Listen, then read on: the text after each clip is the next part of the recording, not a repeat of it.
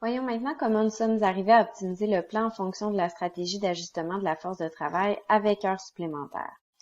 Pour la période 1, nous avons débuté avec une case manuelle pour être en mesure de voir l'impact du nombre d'ouvriers à l'emploi sur les coûts totaux. Par contre, si on se fie au nombre d'ouvriers qui seraient requis sans contrainte pour l'ensemble des cellules, parce qu'on a choisi de mettre des cellules manuelles à la période 4, 10 et 12, on va vous expliquer pourquoi. Ceci étant dit, c'est certain que si on a un nombre d'employés, exemple, qui est à 18, qu'on maintient notre force de travail, on voit que les coûts sont relativement élevés pour l'ensemble de l'année. Par contre, c'est certain que si on descend notre force de travail à la période 1, ça a un impact. Donc, on va commencer avec une hypothèse de 15 ouvriers pour la période 1. Ensuite, ça nous amène à la période 4, qui est une période où on ne peut pas licencier parce qu'il y a eu des embauches dans les 3 périodes précédentes. On voit que le nombre d'ouvriers requis sans contrainte serait de 27 et qu'à la période suivante, ça monte à 46. Donc, si on augmente à 31 notre nombre d'employés, on s'est dit qu'on allait l'essayer à 30 ou à 31. Donc, je laisse la case manuelle pour l'instant.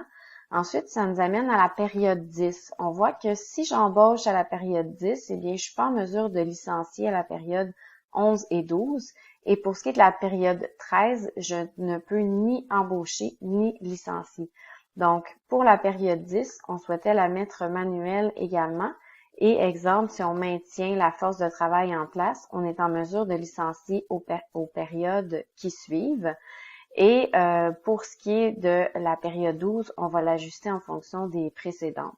Donc, si je reviens à la période 4, je vois que si j'ai un nombre d'ouvriers de 30, mon inventaire final, je deviens en pénurie et j'ai des coûts de pénurie associés. Comme la direction a été claire et nous a demandé de rester le plus près possible du stock de sécurité, on recommande de mettre plutôt 31 ouvriers à la période 4, ce qui nous évite d'aller dans le négatif pour les périodes 7 et 8. Et ce qu'on voit, c'est que on est tout de même encore un peu loin de notre stock de sécurité qui devrait être de 320 fauteuils à la période 13. On est pile pour la période 12 et pour les périodes de 7 à 10 environ, c'est un peu plus difficile d'être près du stock étant donné que la demande est très élevée. Donc, on va voir ce qu'on peut faire si on joue sur notre période 12, qui est la dernière période sur laquelle on peut jouer.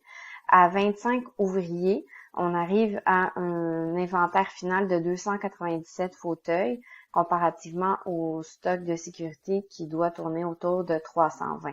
Donc, ça nous revient avec ces éléments-là à un coût total de 1 939 736 $.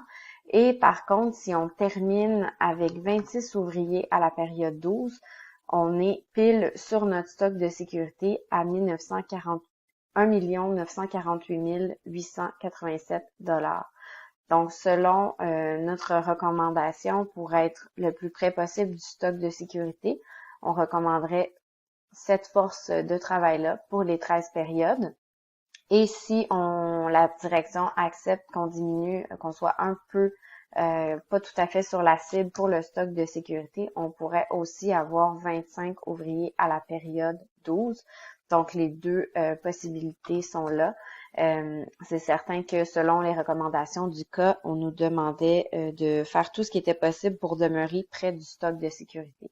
Dans cette optique-là, ce sont les chiffres qu'on a retenus. Et le fait donc d'ajuster manuellement le nombre d'employés pour ces quelques périodes-là nous a permis d'optimiser le plan dans son ensemble, dans le respect de l'ensemble des contraintes qui nous étaient demandées.